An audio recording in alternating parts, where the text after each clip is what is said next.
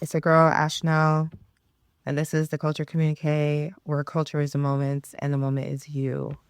We're here today with a special guest in the house. Woo! I wish I had like a audio track. I need to start incorporating that, like those preset claps and stuff. Okay. Yeah, we have JaJuan in the building. Hey, Happy to be here. JaJuan Malachi. a multifaceted, creative, multimedia person. And he's here today to chat about several different topics regarding his own collective, regarding his career path, and just like other topics regarding New York City, dating life, culture all around. And yeah, let's get into it. But first off, how has your week been? What's up? What's new on the scene?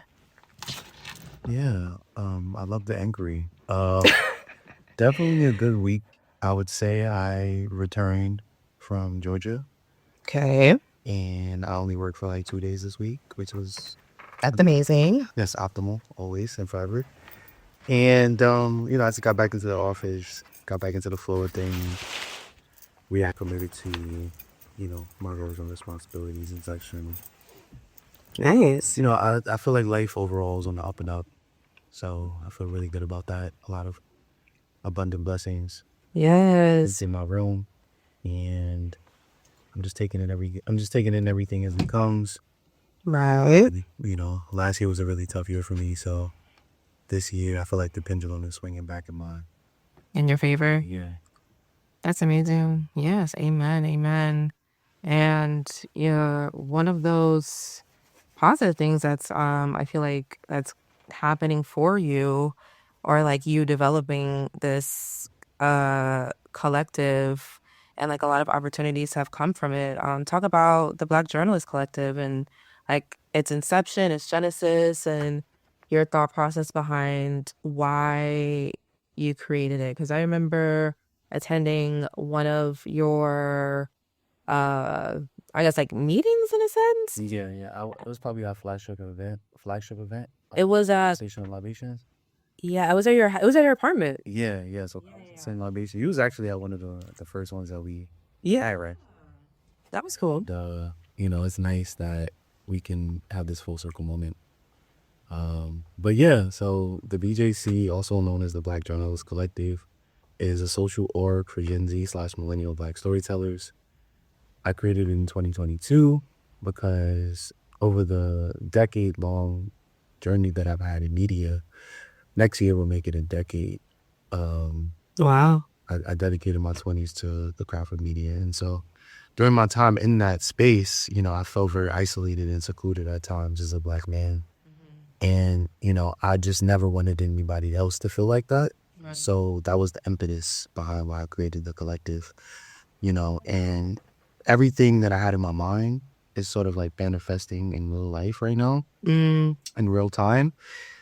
People have come to our events and have developed really strong bonds and really strong relationships that live far beyond, the space. And, just the personnel we have in the room is just phenomenal. Always. We have people from, across the industry, varying disciplines. We have people from the times of my events, or at the collectors events, our events. And, we have people from Vogue, ABC, NBC. But then also we have the content creators, the independent content creators like coming through and, with their own followings and their own audiences, and, just creating that safe space to cultivate synergy and, positive energy among Black storytellers has been definitely very fruitful and fulfilling for me. So I'm just grateful to be at the helm of it, facilitating God's work. That's how I perceive it. So Amazing. Yeah, and I want to talk about how this collective has been establishing these different touch points throughout the year for people to, congregate and, as you were saying, like not feel alone and communicate with each other across different sectors of media. Like speak about some of your events that you've had and like some of the like I've seen you be at or some of like your members be at different like show premieres or like movie premieres. Like speak about those moments. Yeah, so there are two major events that we work on and help bring to life. So our independent flagship event is called Conversational Libations. And essentially what it is an incubator for Black excellence. We bring together some of the most brilliant Black minds that, I know personally. That was like the concept from the very jump. And yeah, we've been just keeping that going. It's not solely for Black storytellers. It's just for just really dope Black people in general. And so, that's been kind of like our barometer for how we assess, the vibes. And for the last year or so, we've been able to manifest it. We have it at predominantly Black-owned venues across the city, and eventually, Love to see it. yeah, eventually we want to expand. But it's been great.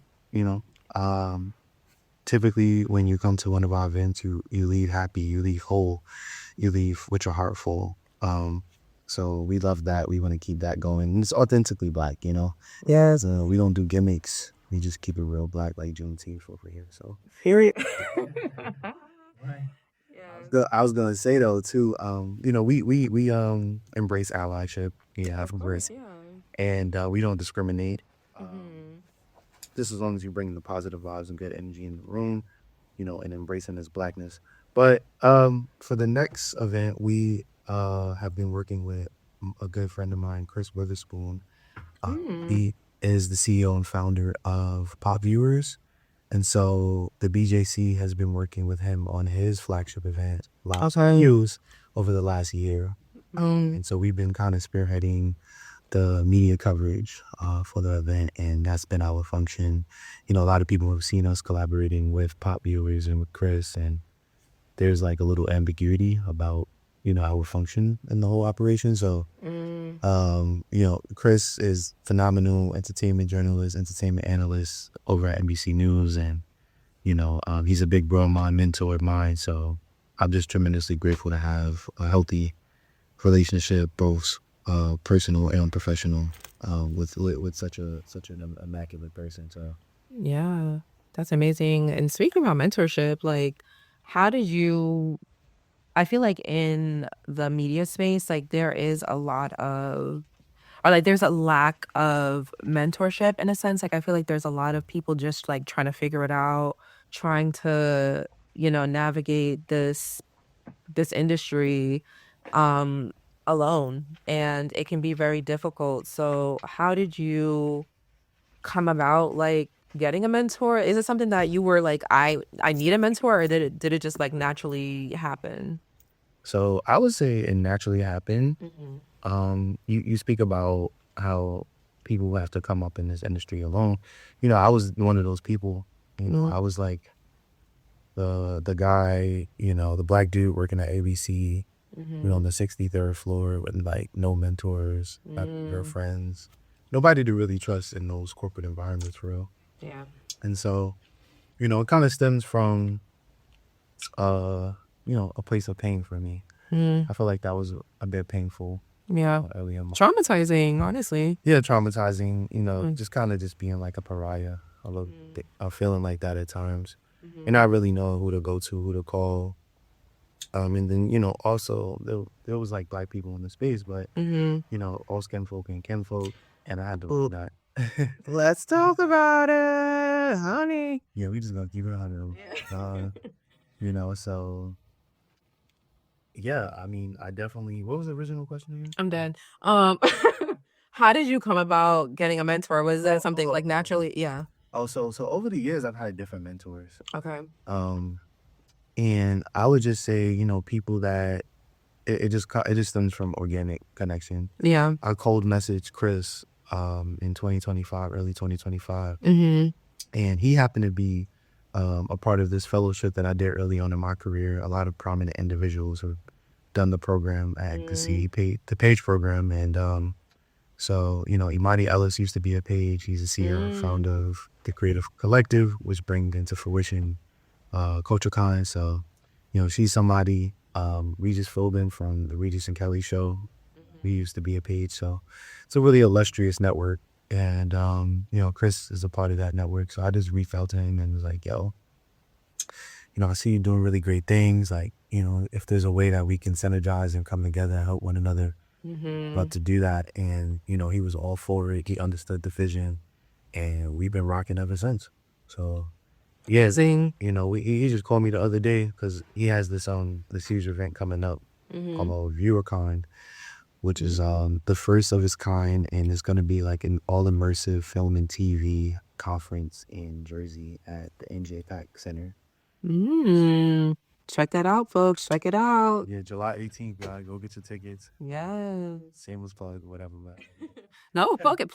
We love plug. People need to know. People need to know because I feel like a lot of people are trying to find, these spaces where it's like like-minded people and things like that. And, we do have the internet and stuff and people can do their research. But I feel like when it comes from the mouth of somebody that is in a similar space of like what, our people are doing or want to achieve, it's different. And like, especially when it's like people that are still on the journey and it's not so intimidating, coming from somebody that's like, been established, like super established or whatever the heck. So Yeah, on the come up. yeah, like yeah, still growing, still developing, still figuring it out. Yeah.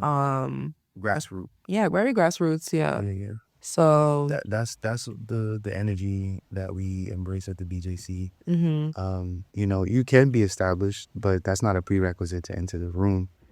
Just as long as you have ambition, you have something going for yourself, like, we welcome you.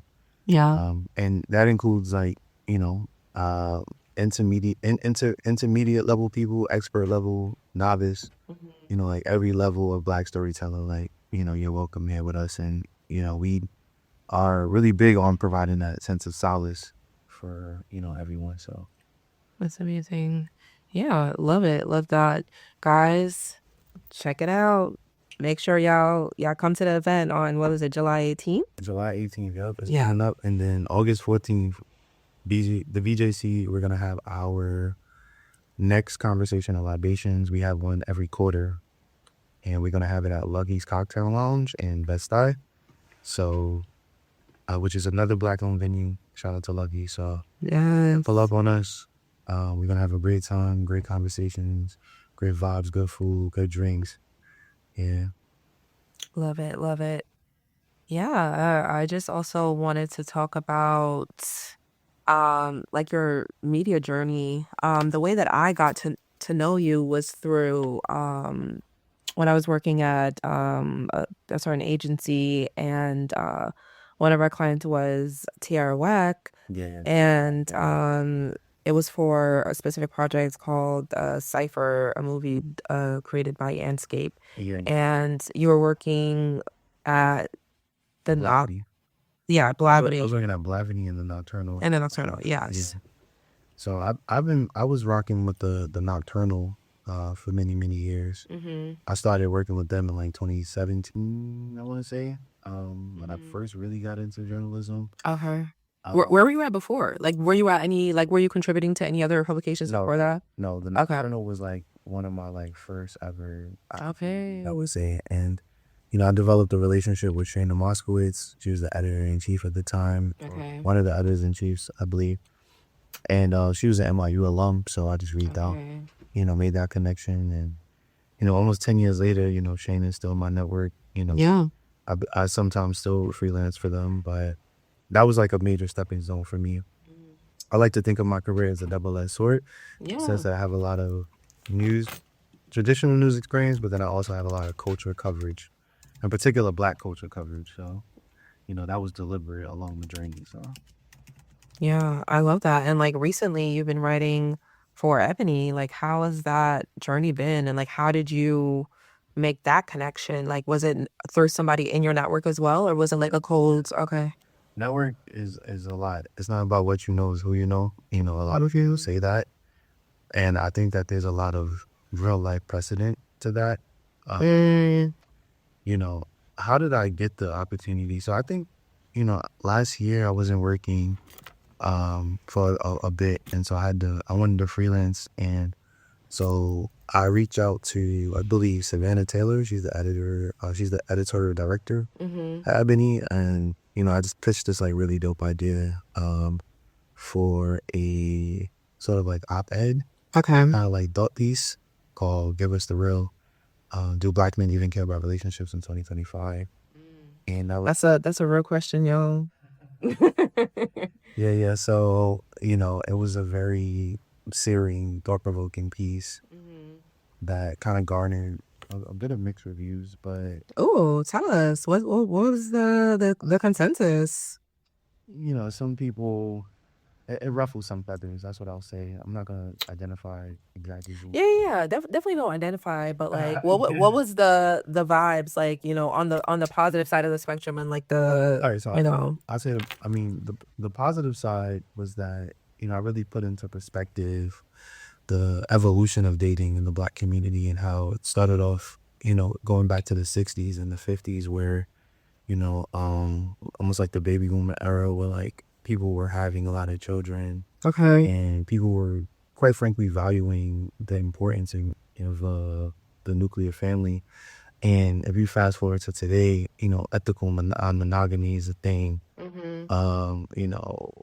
There's so many different type of lifestyles nowadays. Yeah. Where people aren't, the goal isn't as clear cut for everyone as it once was. Yeah. So I'm just really chronicling the whole journey of it all, and also acknowledging the fact that the gender roles have shifted a bit. For sure. Advancement of women, in particular the expedited, rapid advancement of Black women in particular, and how Black women subscribe to hypergamy, meaning they only want to date across or above. So by virtue of that, and Black women have like this like uncanny loyalty to Black men, right? So the Black men, quite frankly, aren't keeping up with Black women overall, by and large. I mean, there are some outliers, of course, but Yeah. that's like the general consensus. So most Black women are going for the top to 10 to 20% of men, Yeah. and kind of just ignoring the other set of men. Yeah. And the men that are being ignored are suffering, and the men that are being recognized are being encouraged to exercise bad behavior because Right. they know they the prize. Yes. And that's what I really want to get it. Because okay, starting off with I love the way that you phrase this as uncanny loyalty to Black men, because we see that when it comes to Black men and Black women, I feel like Black men are more comfortable with dating outside of their race and exploring and things like that. But when it comes to, wow, I said exploring like on Love Island, like exploring and chat. Like all of that terminology is like Very Love Island. It's intrinsic now. yeah, it's like in my brain now. I'm just like, oh my gosh. Anyways, yeah, like exploring and things like that. And like with Black women, as you're saying, like very uncanny loyalty. Like, do you feel like that loyalty lies in kind of like I feel like it kind of is rooted in the idealistic uh framing that movies and like shows have placed on us. Yeah. And I feel like when it comes to that, like we're always like, yes, Black love. Like we watch movies like Love Jones, Brown Sugar, and like, for lack of a better one, but that's more popular is, Love and Basketball. Oh yeah, Love But and Basketball, like as we know, my doppelganger. these I'm weak. But as we know, these films have proven to us time and time again, it is not as smooth as you think it's going to be, or is not going to be as direct, and all these things that is like all these challenges and tumultuous things that the women go through in these movies. It's just like, why are we even All the Tyler Perry stuff. yeah, like why did I get married? There's another Why Did I Get Married that's coming out. Why Did I Get Married Again or something like that. and like Oh, it's yeah, we from ready to the kids' perspective. Their children. Yeah, that's gonna be good. It look. I saw the trailer. Yeah. It look like it's gonna be a hit. I hope so. Yeah, We yeah. always say this when it comes to Tyler Perry stuff. It's like, oh, it's gonna be good, and then we watch it, and it's like, well, I mean, he got some hits. What Daddy's Little Girls, we Black Woman, yeah, but those are uh, things that like were at Acrimony. the beginning of his career. Oh, Yeah. For acrimony. Colored Girl, that one. Acrimony is the one with what is it? Taraji, where she is a wife and she just goes crazy on her husband. Wow, I don't think I watched that. Yeah, I mean, it's a similar narrative to Always Sunny. Okay. Well, is that the one? Is that the one that was on Netflix? I'm not sure if it's on Netflix. No, not that one. That was Beauty and Black. Yeah, and that was a hot mess. I'm dead. No, I'm thinking about the one where it was Taraji and she was like, I don't know, like constantly crying or something. Like it was like a scene where she was like, Split or something. I know. nah. But she's like in a bed. I don't. Cover. It's like I think she was like a nurse or something. I remember her being. Issues. I think that's what it was. I think at the end, Yeah, she snapped. Yeah, like at the end, it was like I think her daughter had passed away or something, and like the whole time the daughter wasn't there. I know what you're talking about. Yeah, I don't know the name of it, but yeah. I heard that one was crazy. I didn't watch it, but I saw the discourse on like TikTok and stuff, and I was just like, "Yep, I am not watching this. This is too much. Like the trauma of it all." But anyways, like going back to black women idealizing like these films and things. Like, why you feel like what like black women are so loyal to black men while the black men are basically just like, anyways, we about to go over here with Sally Sue and whoever the fuck. Yeah. I mean, it's nuance, I would say. I think that, black women, they have a desire to be with black men because they want to have black children, right? Right. That's a thing. And I think that they should have that mentality, when it comes to advancing our race and, making sure that all of the fruit that we develop, goes to us. I think that's a beautiful thing, like just building and cultivating black families. Like, there's a lot of diluting of the black race happening now. And they say about 2050, there's a statistic that half of the America will be mixed, which means that, there won't be as many, 100% black people, Right. Anymore. So that's a thing. And I can't really. I mean, I think black women have been a bit conditioned to like want to be with black men as well. Yeah. There's the concept of fetishization that black women have to face when they step into different realms, and I know that I've been fetishized before. So I know that can feel very demeaning and condescending at times, and just the cultural element. Like you don't want to have to explain. Yeah. Your culture to people of other races. Yeah. Quiet as it's kept, and I think that black women deserve to have what they want. I think that there's a world in where black women can still have healthy, gainful, enriching relationships with black men. And then also going back to the black male side of things, there's been this ongoing epidemic of self-hatred, right? Yeah. And black men not really valuing their black queens. And, I guess that stems from trauma, childhood trauma or whatever. Right. In some households. For me, I saw my mom with a black man. I saw her with two black men. I saw her with my biological dad and my stepfather, and they were black men. So, I've seen what healthy love looks like. Among two black people. Yeah. And, I have a natural desire to replicate something similar in my own life. So, Right. yeah, I mean, it really just comes down to childhood. For me, I'm not really too big on the lighter side of things. I like to keep it for black. Okay. No cream. Thank A you. little bit of cream, so here and there, but not too much though. But I'm not.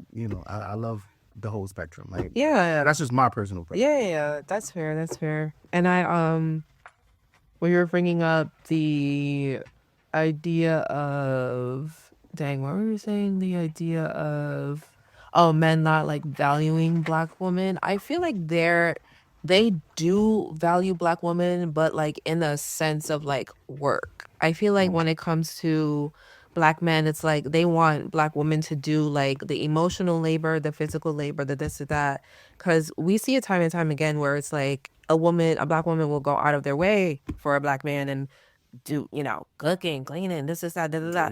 And like they may hear the whole shebang, playing house and everything. And it's just like they'll either be together or even on the worst side of things, they're not even together, but like there's, playing house. But even if they are together, like the woman is expecting like, oh, okay, if I do this, if I, behave like this and da da da da, like he'll appreciate me and like one day I'm gonna get the ring and like the ring never comes. And it's just like there's a lot of emotional labor. Yeah. A lot of emotional, psychological labor. And I've heard countless stories of women being with men for 10, 15 years and Couldn't be me, honey. Sorry. I know a lot of y'all hate to say when people say, oh, it couldn't be me. Oh, it could be you. It will not be me. Sorry.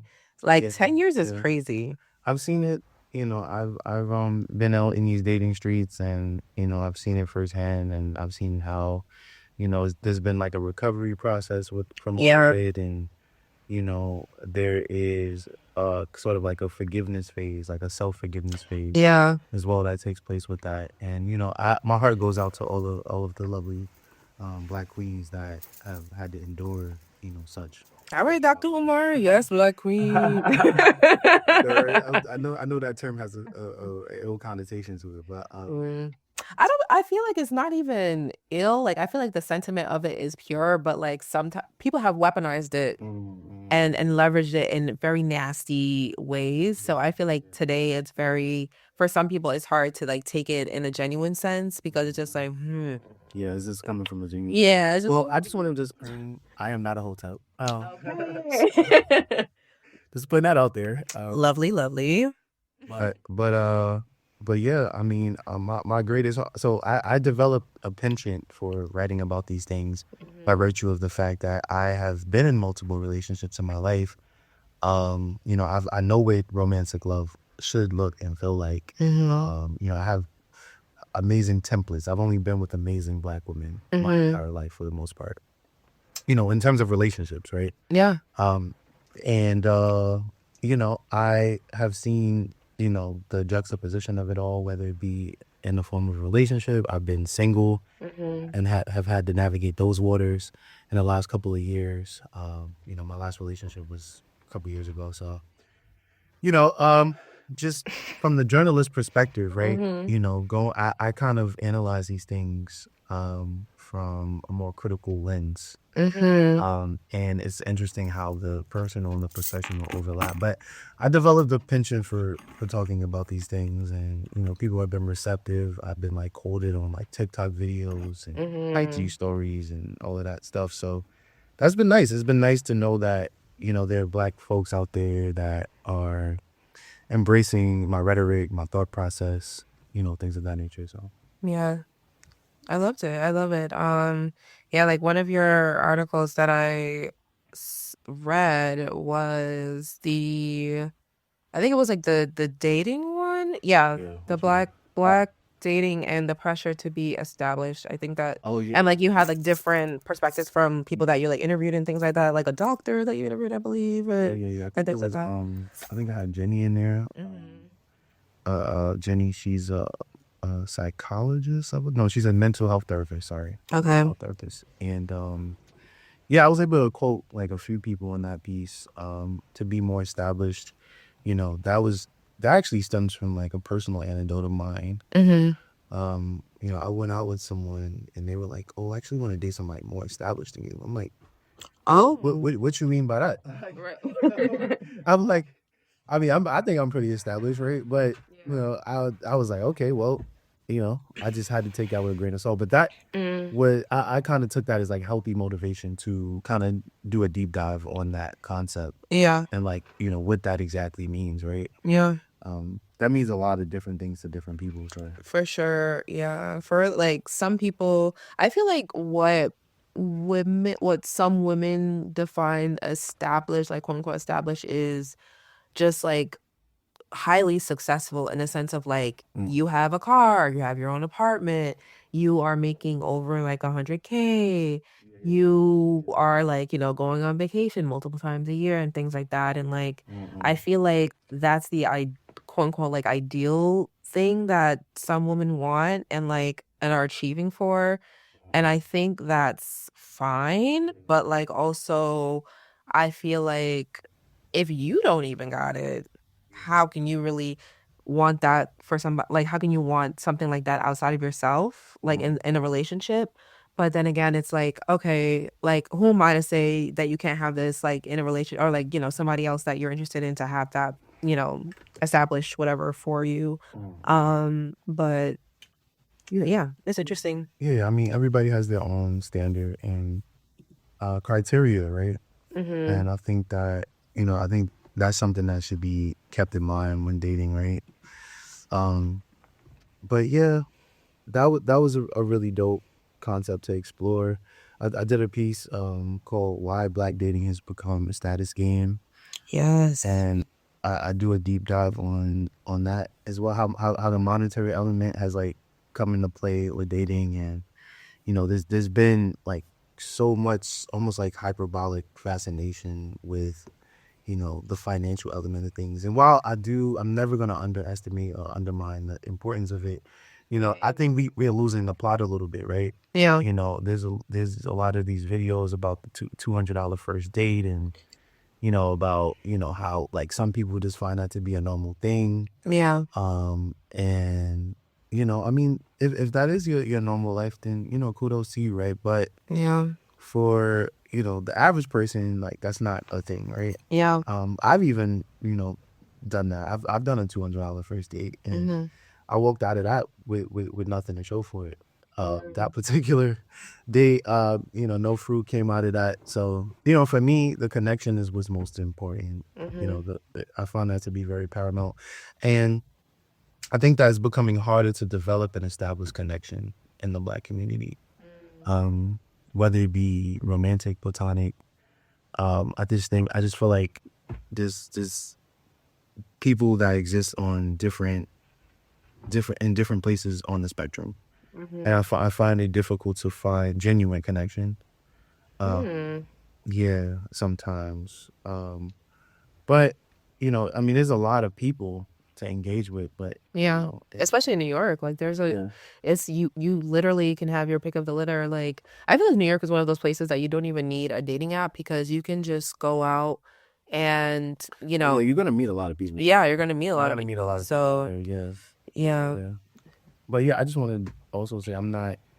I don't have any issue with like meeting people. I just Yeah, I know what you mean. yeah, sometimes it's just difficult to connect on a Yeah. deeper level. Yeah. Because people, I mean, there are genuine people out there, but it's like everybody has like their own agenda, like Yeah, regardless of yeah, what, that's a you fact. know, And sometimes not everybody's forthcoming about their agenda. exactly. And not everybody's forthcoming about it. And I feel like that's kind of like where we get lost in the sauce, like, especially, when it comes, what, in my experience, men just wanting one thing. And it's just like, well, we grown, but that's not what I'm looking for, Mm. So, I And then mean, people begin feeling some type of way about that. yeah. And it's just And like, and then also like the ghosting thing too.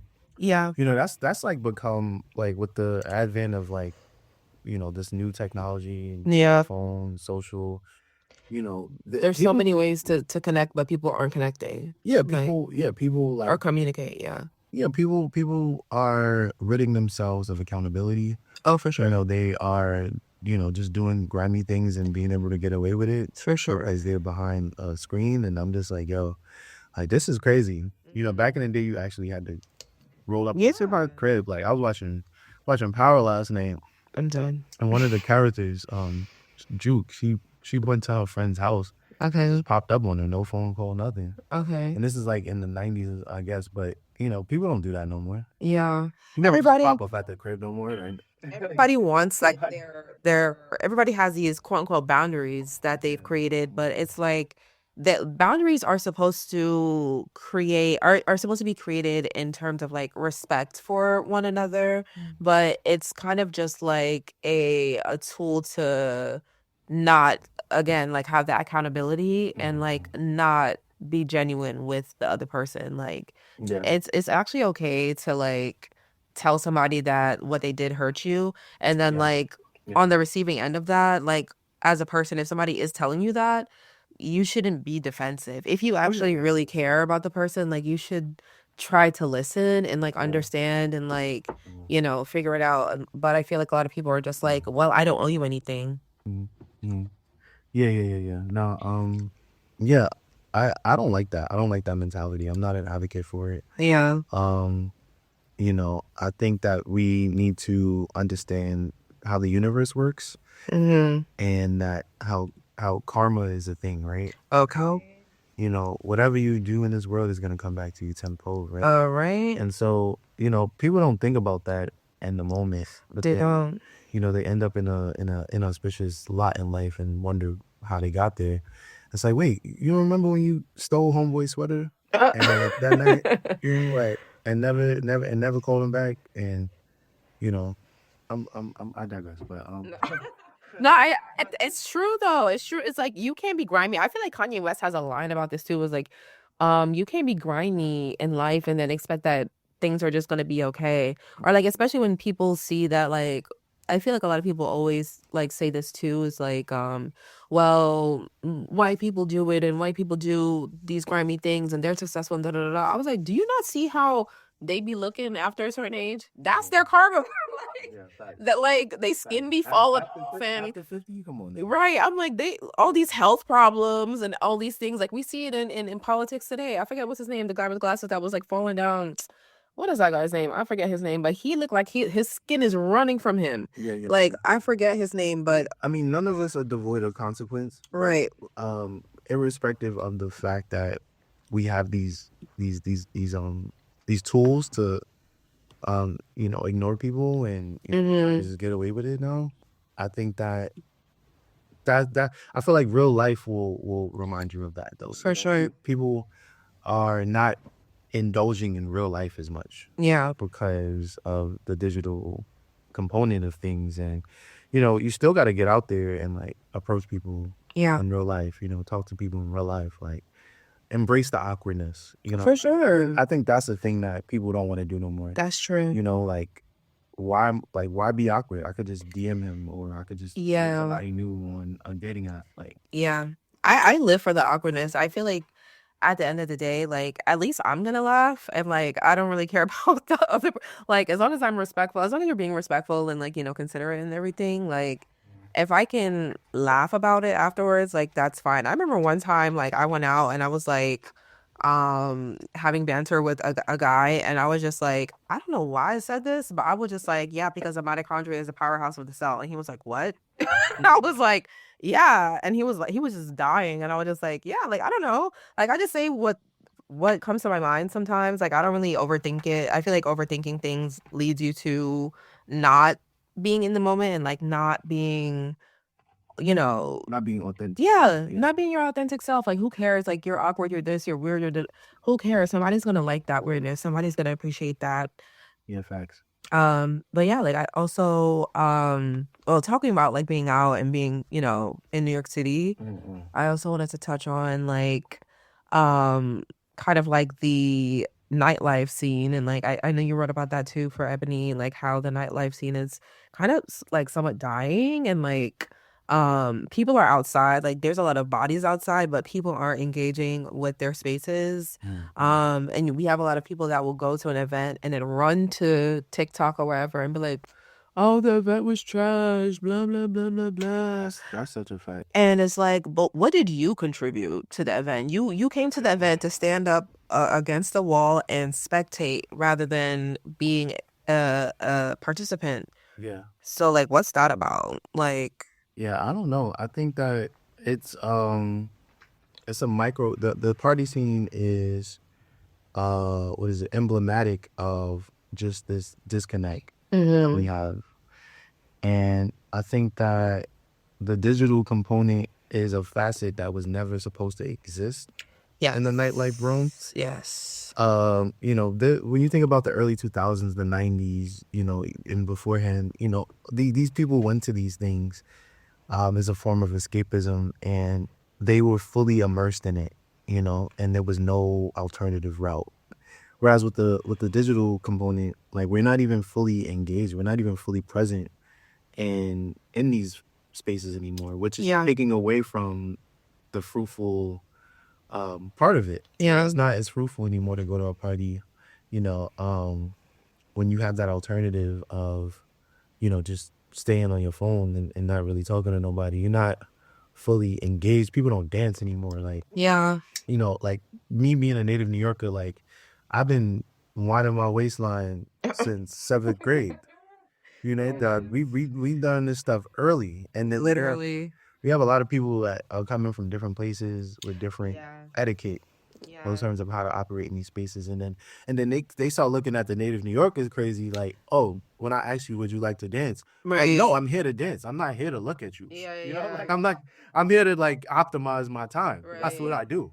So I know, like I feel like people don't understand what certain spaces require too. It's like if you're at a space like I don't know, like a lot 40, lot 45, lot 40, yeah. Lot 45. If you're at like lot Oh, 45, yeah. this is not a bar.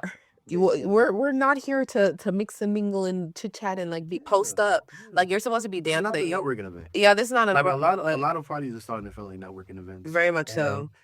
People are making the core component, which is dancing, an awkward thing. Yeah. Like, no, I mean, of course you have to follow a certain etiquette, be respectful, all of those things, right?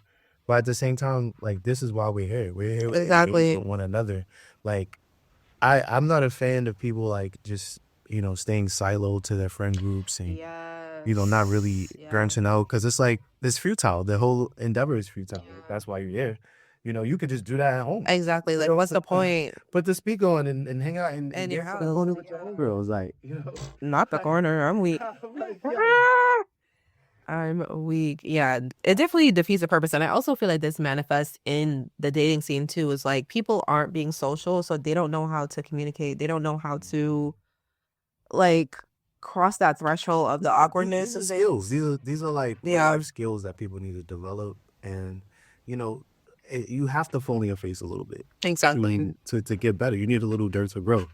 You have to embrace that. Social media is taking us away from that element of embracing For sure. the failure of it all. Like, you're gonna fail. You're not gonna be as good if you haven't practiced it, right? That's with anything in life.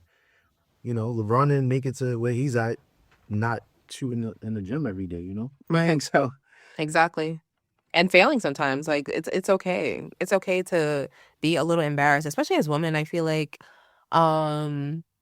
I get the rhetoric behind like, oh, wanting to be approached and things like that. Like I want that too. there you go. But like I feel like That's the traditional way of things. yeah, but I feel like a lot of guys, unfortunately, these days aren't doing that. Yeah. And it's just like I've spoken to men and they were like, oh, it's intimidating and this, that. I'm just like, I think it's more so your ego. I feel like a lot of men are afraid of rejection. Yeah. And it's just like Women are that's a afraid part of of that too, the though. oh, for sure. We're both afraid of rejection, but like playing into those gender roles of like the guy doing the approaching. Yeah. Like if we're risk averse. yeah, if we're taking it from that perspective, we should be able to like the guys haven't been following their rules. Like I don't know, like they're just not doing what they're supposed to be doing. Yeah. But yeah, I wish But better. who determines what men are supposed to be doing these days? There isn't any blueprint, right? Yeah. For a textbook, right? For how to be a contemporary man. And in particular, we want to narrow that down.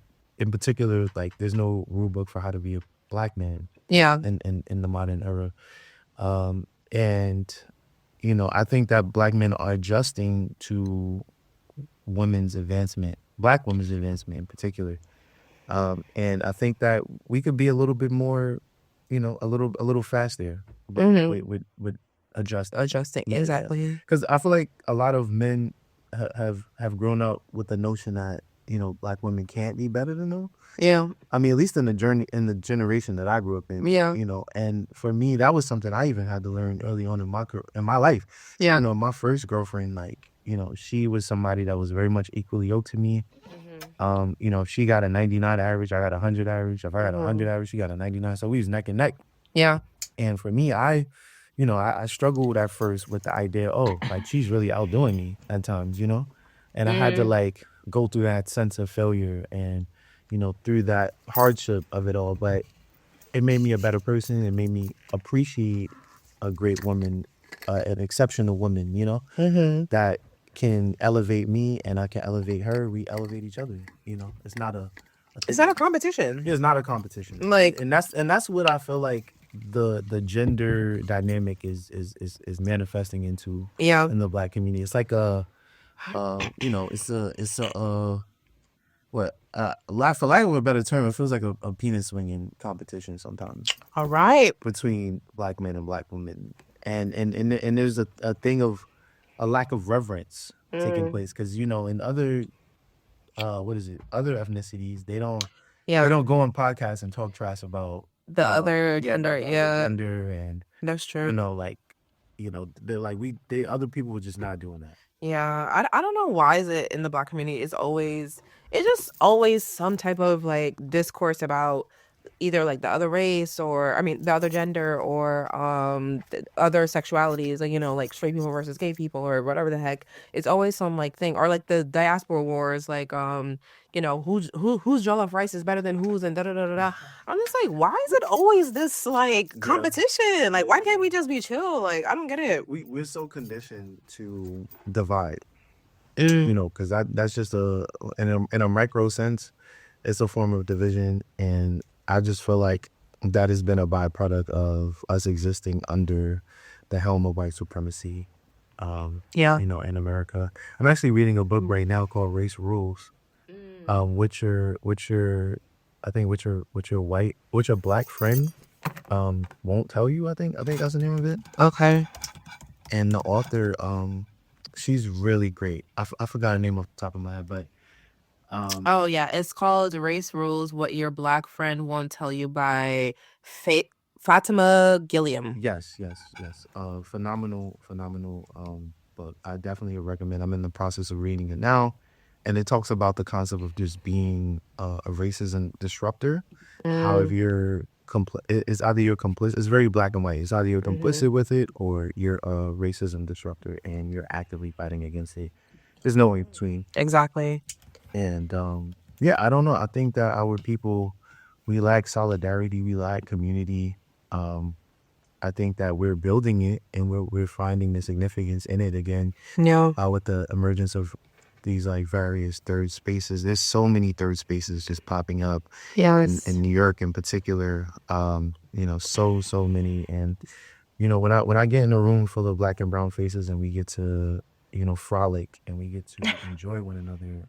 Yes, and be whimsical. That's everybody's favorite word these days. Whimsy. Whimsical, yeah. We could just do that, and it's all love in the room. It's love in the air. Yeah. It's shea butter. It's all of those things, right? Yes, I love it. I love it. All right, y'all. It's been another wrap on the Culture Communiqué. Thank you, JaJuan, for being here. I appreciate you. Yes. We've gotten Thank you. book recommendations. We've gotten events. Don't forget, July 18th. Yes, July 18th. And then August. Zero time. Yeah, you're calling it. And then August 14th, Conversation of Libations. Yes. Where can we find you? What plug your social media platforms, all the things. Yes. Thank you so much, Ashnell. So you guys can find me at JaJuan Malachi at JaJuan Malachi, like in the Bible.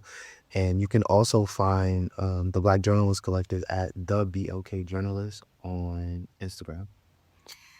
All right, y'all. Be sure to follow him on all of his social media platforms and attend these events. Thank you for listening. This is the Culture Communiqué, where culture is the moment and the moment is you. Thank you. Bye. Thank you. Peace and love. Yeah, that was fine. I can't wait till you thought that up. It's gonna be fun. That was dope. I love coming out here and like just talking shit. I just love going on podcasts and talking. Yeah? Yeah, I think I need to I don't know if I should make a podcast.